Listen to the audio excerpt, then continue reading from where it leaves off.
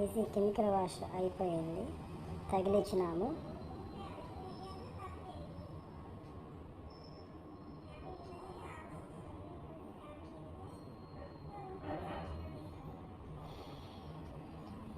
నట్లు టైట్ చేసుకుంటున్నాము.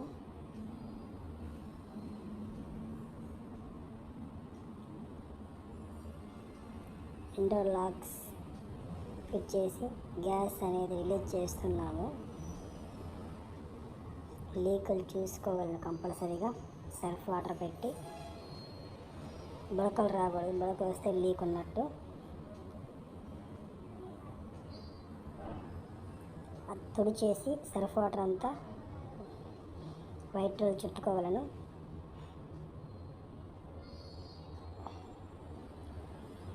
స్వెట్టింగ్ రాకుండా ఉండిద్దని చుడతారు. బయట గాలి తగలకూడదు, వేడి అట్లాంటి వాతావరణం తగలకూడదని వైట్ చుట్టేస్తాము.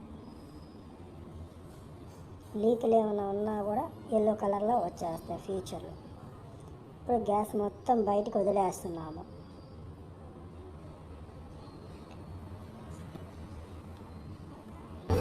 గ్యాస్ బయట కాదండి, ఇండోర్లోకి పైపుల్లోకి మొత్తం వదిలేసి ఆన్ చేసుకుని రెడీ అవుతున్నాము. అయిపోయినా నట్లు టైట్ చేసుకుంటున్నాము.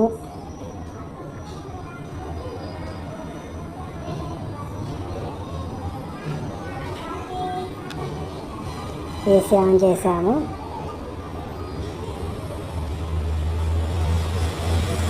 ఆన్ చేసిన కూలింగ్ స్టార్ట్ అయింది కదా, గ్యాస్ చెక్ చేసి గ్యాస్ తక్కువ ఉంటే గ్యాస్ ఎక్కించుకోవాలను. గ్యాస్ ఎక్కిస్తే చల్లగా వస్తుంది అన్నమాట.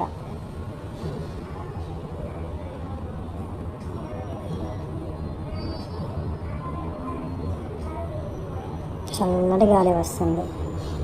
సర్వీసింగ్ చేసాం కదా, కొత్త ఏసీ వచ్చినట్టు వస్తుంది.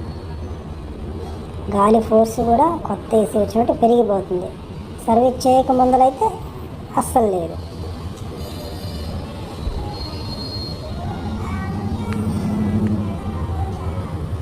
వాటర్ 15 నిమిషాలు అయింది, వాటర్ వచ్చేస్తున్నాయి. లోపల కూలింగ్ ఫుల్గా ఉంది, బయట వాటర్ వచ్చేస్తున్నాయి.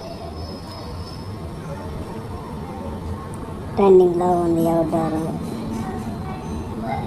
Okay, AC complete. Thank you.